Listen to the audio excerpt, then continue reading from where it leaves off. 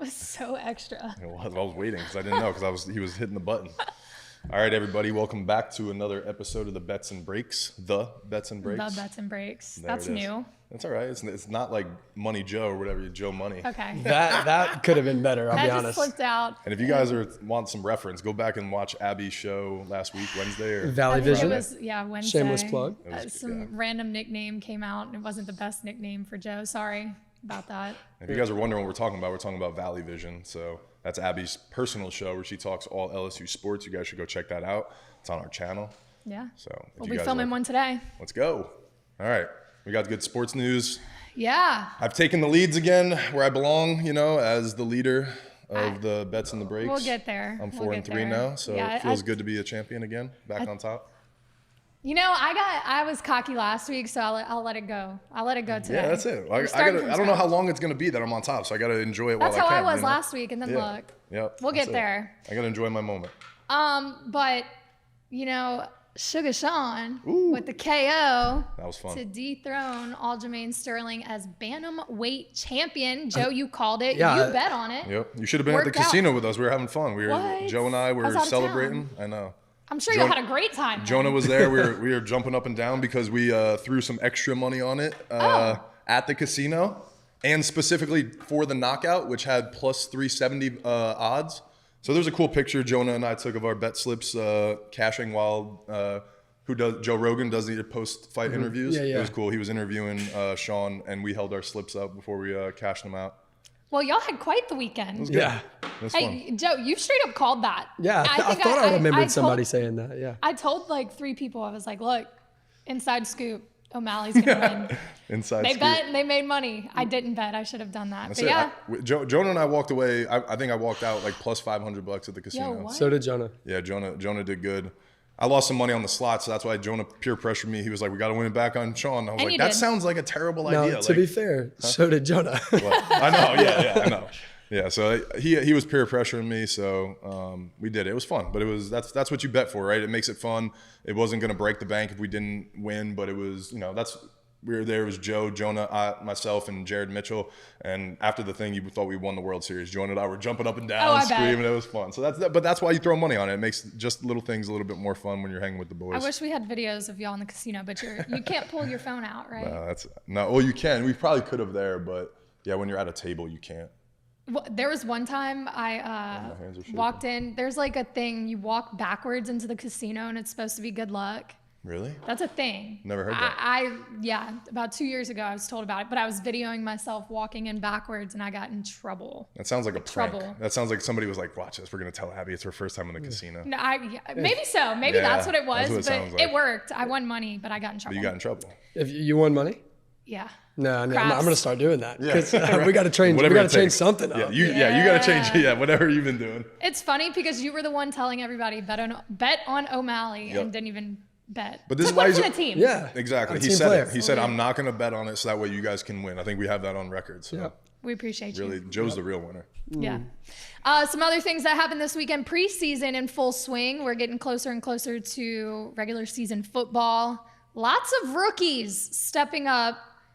Making their presence very known. I got a list of them right here for you. So if you're, and we've got some of their cards actually. I was putting up the cards there because we actually have some of their cards. So if you're going to invest in these guys, whether it be with collectibles or betting, here's a list of rookies you probably want to keep your eye on. Jahmyr Gibbs, Bijan Robinson, both great running backs, showed that this past weekend.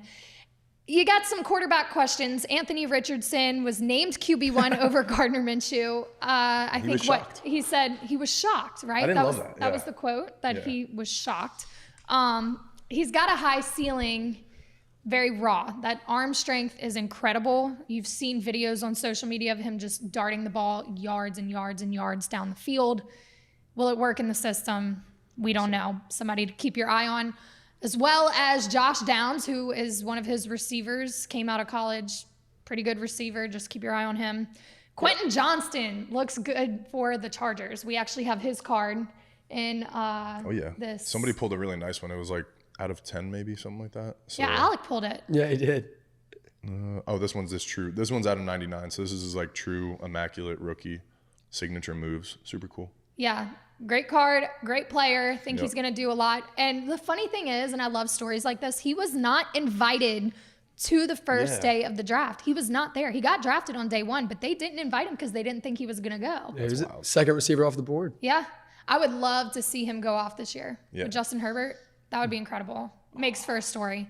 I bet on him a lot last year just because one day Jonah and I were in here on a Saturday and he started going. He had like one of those 300-yard games. Yeah, so ever since then, every Saturday we were like, let's throw money on this dude. Like, it was funny. Yeah. Yeah, that's probably someone I would invest in if I were into cards like that. Bryce Young, we know he's a great quarterback. He doesn't have an O-line. We saw that last week. We saw it yesterday. He's just, you don't have an O-line, you can't do much. That is the bread and butter of football, foundational. You got to have an O-line. Poor Bryce Young does not have one. Therefore, I don't know how well he'll do in Carolina. Wasn't one of the things with him size, right? Yeah, that also doesn't help because if you're small, you really need an O-line if you're, smaller. So he's smart enough. I don't think injury is the big concern with Bryce Young because he is small, but he's smart enough. His football IQ is there. I think it's just going to take a toll on the stat sheet. I think once they build that O-line, it's going to almost be shocking for a lot of people because his stats are going to be so bad from all the throwaways and incompletions and all that kind of stuff. Watch the jump. And then he gets that protection, and it's just going to be light years away. Cool. Yeah. So maybe somebody to invest in down the line once they fix. When they get a line, correct. Tank Bigsby, Deuce Vaughn, Will Anderson. We have his card in here. Is that the Alabama guy? With the Texans, I think. Oh, I think it's not in there? No, it's here. It's his big boy. The patch. Yeah, it was the patch, which is really interesting because it's a new era patch, which is what they wear on baseball hats, in the major leagues. But again, I don't know football that much, but I'm like, I don't know where new era fits into a football uniform. Yeah, I mean, maybe a hat on the sideline. Oh, it definitely doesn't fit into a football uniform. I just wanted to make sure. Yeah. Yeah, I was thinking the only places I can imagine that coming from would be from maybe his draft cap, like whenever he got drafted, but he didn't go to the Bucks. So that's the only color scheme that would make sense. Houston wouldn't have any like a light red in it. Nothing. Well, no, they would have red. They for sure wouldn't. It just wouldn't be that. It wouldn't be that light. It's like orangey kind of. Yeah, it would probably be a mixture of navy and red. Yeah, that's true. I bet we could look it up. Yeah, but it's so weird. Like all these cards specifically say this patch is not from a specific game or event. So, but again, it's just like, why would you pick that pad? I don't know. So interesting. But yeah, cool cards that we had. So this immaculate set is, a really cool college product. So these guys were just drafted. You're about to see them in the NFL, but they are in their college uniform. So if you're a college, football fan, this is a really cool product. Yeah. So if you're looking to invest in cards or players, look at those guys. Should be key parts to their teams this upcoming season. Switching over to the NBA, James Harden, we talked about how he is not happy with his situation, does not want to play in Philly. But actually, the NBA decided to launch an inquiry. And I'm going to quote ESPN so I don't mess this up. The league office is believed to be pursuing an understanding of whether Harden was portending a 23-24 holdout in violation of the league's collective bargaining agreement or had been referencing past contract discussions with the organization that might constitute salary cap circumvention. A lot of big words in there. Yeah. We need to get the legal team because you lost me. That was definitely a legal move. Like that was definitely, hey, we have to put this statement out there saying that we're investigating this or looking into this or something. But right, I think, does anybody know? This could be. I think they're saying. What does portending mean though? Portending. I've never heard that word. I've been alive almost 34 years and never heard portending. Yeah. I don't know. Maybe pretending something, like if it's something. I have no clue. They're clearly saying that, or maybe it was portraying was what it's supposed to be. I don't know, but they're clearly saying that James Harden is threatening to not play. Be a sign or warning that whatever is likely to happen. So I guess kind of foreshadowing a holdout, a 23-24, referencing a holdout that he would. It's like a threat, Hold on. basically. Which wouldn't that just constitute breach of contract? Because he is on a contract. Yeah, I think that's what it is. Yeah. And I think he went off record and told some people close to him that that wasn't the case. But I think this is the league having to put out this kind of statement with what's going on. Probably defend the owner too, that he smashed, you know. Like, but even if he did say that wouldn't be the case, like we sat here and talked about it, he said he would never play for the Sixers again. Right. So they can say what they want. But it's not looking good because they've talked to the Clippers because that's where he wants to go. He's requested a trade. They cannot get on the same page. Like it does not look like it's going to happen. So he very well could stay where he's at. And does he go back on his word and end up playing? So he's on the Sixers right now, right? Yeah. It's so messy. Messy. I kind of want to throw the 350 on the like the plus 350 on him staying with the Sixers now. Like, well, yeah, because that was the second highest odds. I'm kind of curious to see now after those reports to see if it's changed at all. I'm curious. But the question then becomes, does he play or does he hold out? Because if he's threatening a holdout, that's where you get into breach of contract. That's true. That's probably what they're doing. Is the Sixers are probably like, yo, if he sets out, like, how does this work? Yeah, that's probably exactly what's going on. Wow, that's so messy drama. We'll keep y'all updated though. If anything else comes out, we'll be talking about it. Speaking of more messy drama, Wander Franco will get an answer today. The MLB will make a decision about whether to place him on administrative leave while the investigation continues. Yeah.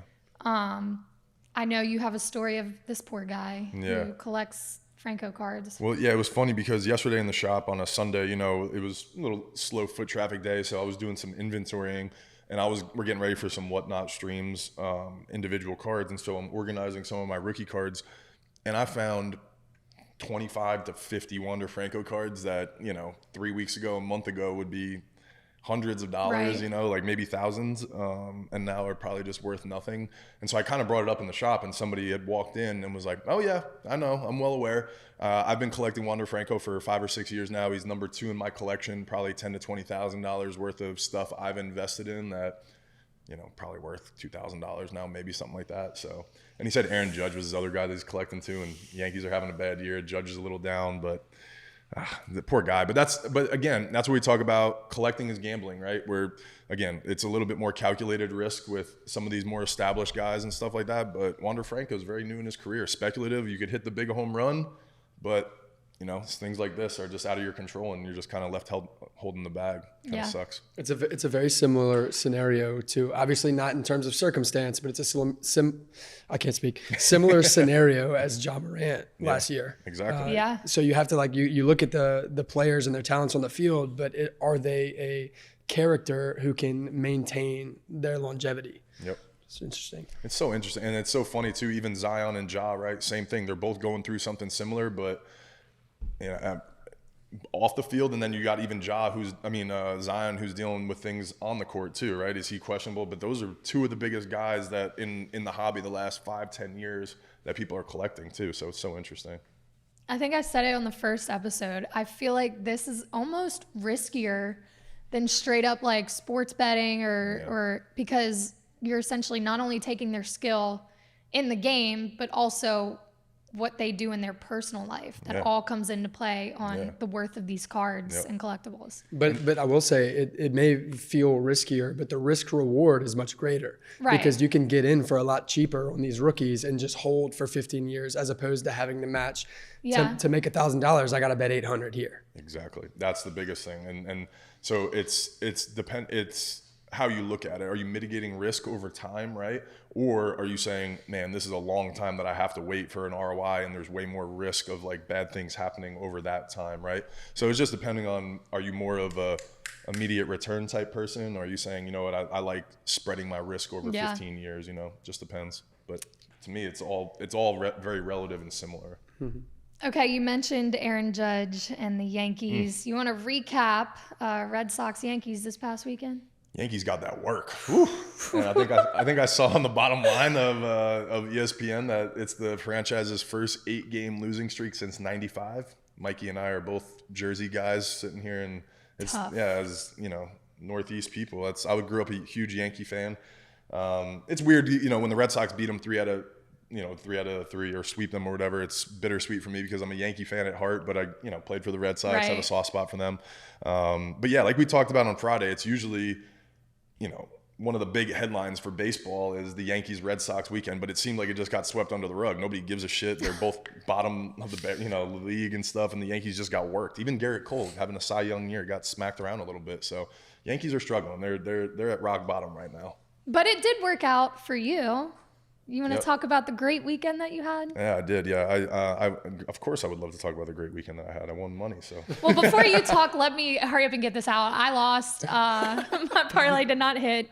She pulled the Eminem, the Marshall Mathers. Like, I'm gonna shit on myself first before he can. Yeah. Before I have to come back, the parlay was what for the Braves to score in the first inning, and for Strider to have over on strikeouts, and he did. Remember, I did my research right here, and I took it, and that hit. But the freaking Rangers did not score in the first. You even brought that up, that they haven't been scoring in the first, and I was like, I already said it. I'm gonna stick with it, and that's what broke my parlay. So now I'm 1-1. All right, but let's learn from this, because what I did was the reason that I came out on top this weekend. Technically, if I would have just parlayed everything, I would have lost, right? Yes. So what you can do is kind of mitigate your risk a little bit. So if you would have bet, say your total bet that you wanted to risk was $25, and you had 3 things in your parlay, you could do $5 on the individual picks, so that's 15, right? Yeah. And then just throw $5 on all 3 of them if they hit. That way you're mitigating. You hit 2 of the 3, you would have got paid on those. Yeah. You would have came out on top a little bit. It only would have been $1 or $2, but you're not losing your money. And then if all 3 of them hit, then you hit the home run, and you made all your money all the way down. So that's kind of I should have followed suit. I should have done the same thing you did. That's all right. We're learning. We're learning. It's okay. Yep. I had to be humbled because after one win last week, I was acting like I did something. But you did. I mean, you hit a 3-leg parlay that was plus 500 odds. So I mean, that's really, it's not easy to do. I don't do that very often. I don't take those picks because it's hard to do. And if people were betting with us, if they taken all, so it looks like we are 5-4 as a squad, but we're up 5.7 units. So again, a unit is very subjective. It's really how you guys want to use it and quantify it. But I usually use a unit as $100. Yeah. So if you were betting $100 on all our picks, you'd be up $570 so far. So that's pretty cool. Not bad. Yeah. And again, that's because we're giving positive odds, right? We're not picking things that are right around even money and things like that. But a couple of them have hit. So we've made some money. And if you were riding with us, but again, you can do that at $10, right? So you would be up $57 if you were betting $10 a pick or whatever as a unit. So just depends on what you're comfortable with. All right, recap your winnings. I got mine out the way. Yeah, so the Braves killed it in the first inning, right? The Red Sox won their series. They swept it. And then, but how about the bad beat that we talked about, really? The only thing that I lost on this weekend was I picked Inter Miami to win. I parlayed my Messi to get a goal and then Inter Miami to win. And they had a draw. It's a draw in soccer where you tie. But they technically won their cup, whatever that cup was. So I lost because it was technically a draw. And that was the only one I lost on. Messi scored his goal. And then what was the last one that I had? I forget what it was, but you had Sean O'Malley. Oh yeah, Sean O'Malley, yeah. So I hit all those, but I took them individually as well. Right, so I hit them, on the individuals. I just lost the little bit of the money that I put on the parlay, and then the unit that I put on the Inter Miami one. So good weekend though. Came out on top. We got some picks for this week, right? I was gonna say I'm gonna try again. I'm not gonna parlay anything. We're just gonna try one straight bet. I just gotta get back on my feet. That's it. I love it. And one why? loss. I love your reasoning behind it too. Okay, so Julio Rodriguez. In fuego right now. So hot. So hot. However, that's on fire in Spanish, guys. Thank you. Thank you. Well, in his past 5 games, he went 4 for 6, 5 for 5, 4 for 5, 4 for 6 again. And then yesterday he went 1 for 5, which makes me a little nervous that maybe the streak is over, but oh well, scared money don't make money. So he's, I'm learning terms. I think that was a wrap. I'm going to take him to have over 1.5 hits because the pitcher he's facing has a 4.47 ERA and he's 1-5. So Tuki Toussaint. Come on, Rodriguez. That's his name. I need Two Julio hits. to come through. That's just all right. 2. That's I like it. I like it. Julio's on fire. He's got a hit streak going. I like it. That's all I'm taking today. Simple. Keep it simple. All right. And so I am going to take all 3 of these individually again. So I'll have 3 picks plus the parlay. So I'm taking Braves first inning run again. They did not do it yesterday. And if they do it at a 50%, nearly a 50% clip, odds are telling me it's leaning towards today. So I'm taking that at plus 160. I like the Reds and the Angels over 9. The Reds score a ton of runs. They have a potent offense. Graham Ashcraft, high ERA guy, so he gives up a lot of home runs. The Angels, I got Ohtani. They can score some runs anytime. So I like that one over 9. And then Luis Giolito got traded to the Angels at the deadline, and his first 4 starts with them, 5 starts have been pretty brutal. So I'm kind of riding that trend, and let's see if the Reds can score some runs. And I'm going to parlay those first 2 together, and that would be plus 396. So I'm going to take those 2 individually and the parlay, so those 3 picks. And then my third play is Aaron Nola over 6.5. Over 6 Ks. Louis Castillo over 6 Ks. I'm parlaying the 2 because both their over-unders are 6.5. So I'm going to take the one underneath and parlay them together. That's going to get me plus 120 odds, and I'll throw like 10, 15 bucks on that. And then one of the ones that we like doing, we talk about the home run lottery picks. So 3 leaders in home runs around the league, right? Kyle Schwarber, he's going to be plus 400 to hit a home run tonight. Matt Olson, plus 295, and Ohtani plus 340. Olson and Ohtani are leading the league in home runs. Schwarber's got like 35. All he does is hit home runs because he's batting under 200. So if he hits, he's hitting a home run pretty much. And so I'm going to parlay those together. $5 wins you $430. That's just a fun one to have. Hey, I got $5. I might jump in on that. I was just thinking, I was like, I could do that. It's not bad. That's what parlays are fun for. Like it's $5. You're going to spend $5 on a coffee today somewhere. So that's the way I look at it, but it could win you $430 too. The 3 Mikey, liters that's why, of home runs. that's why I turned down that coffee, Mikey, because I'm going to put 5 on this home run parlay. We That's should it. all go Parlay in. money. Win as a team, lose as a team. I Let's like go. that. There we Everybody go. put 5 down. Let's go. I love it. That's a fun one. That is a fun one. So the home run parlays are always fun. Okay, we'll try it out. Yep. All right, we're going to round out with some breaking spots. What you got for us? Yep. I'm going to stick with the same 5 that we've been, if any new breakers are out there watching this, have heard about us, want us to shout out any specific breaks that you guys are doing. There's nothing crazy. On Wednesday, there's some new releases. So tomorrow I'll go over all those new releases. And so most of these guys will be breaking that stuff. But as of right now, for tonight, they're still pretty much on Topps Chrome because that's relatively new. The National Treasures, which came out 2 weeks ago. And then there's even some people that are mixing in this Immaculate Collection because it's a higher end college product. These guys just got drafted. They're about to play in the NFL. So most of these breakers are breaking that product. You got Rated Rouge, our guy Corey here in Baton Rouge. You guys got to jump into his Facebook group. We've been talking about that. Rated Rouge Collectibles LLC. The guys in Backyard Breaks, you guys know them. They're all over the place, but they pretty much break on Whatnot. The guys in Bullpen LA, they're on Drip. Mamba Cards out in LA, they are all over, but you can also find them on their website, Mamba Breaks, and they do all kinds of case breaks, which is super cool. Pull Wax, leaders in the hobby, and then We the Hobby, they gamify stuff on Whatnot, super fun. You can spend a certain amount of money, you get into a duck race, and then that duck race gets you some like random car. It's like funny stuff, but again, they gamify stuff, so it's like little kid stuff, but it's gambling at the same time. It allows you to get some little toys and stuff. So I like it. Sounds fun. Yeah, I was doing one yesterday morning at like 8:30 in the morning. I was in a duck race. I'm like, what is wrong with me? A duck race. Yeah. Sunday I'm like, I'm gonna spend $8:30. $15 on this break just so I can get a duck in the race. But the duck in the race got me an entry to win the Seattle Mariners, which you know what I'm saying? Like they were the best team in the break, so it makes it kind of fun where the guy that's breaking makes a little extra money because I spent a little bit more, but it gets me an entry into winning the best team in the break. When you say duck race, what does that mean? It's literally, so you're on this, right? I'm watching a live break on the phone, right? Yeah. And so he's like selling spots on the break. I pay for a spot that's a little bit more than normal, and he puts me a duck into a race where he literally films a screen, and you like type in duckrace.com or whatever, and it's this digital duck racing across a screen. Like you'd go to the arcade and press the little squirt gun, and like they're racing across. And it's just like a randomizer. It basically it just creates a fun game for people to play or whatever. But I'm sitting here being like, I can't believe I'm watching this duck across the screen, and I'm like cheering for this duck right now. So that's a wrap for horse racing. That's exactly. Ducks are in. It's modern horse racing right there. It's just gambling. It's different ways to win. So speaking of horse racing, we should. I guess I should have told you all this. My grandfather owns stables at the racetrack in New Orleans. He's a trainer. Alonzo Racing Stables. So if we ever want to go do some sort of What? Oh, it's up. gambling on cool. the horses, I have a couple horses over there. We can go do that. What?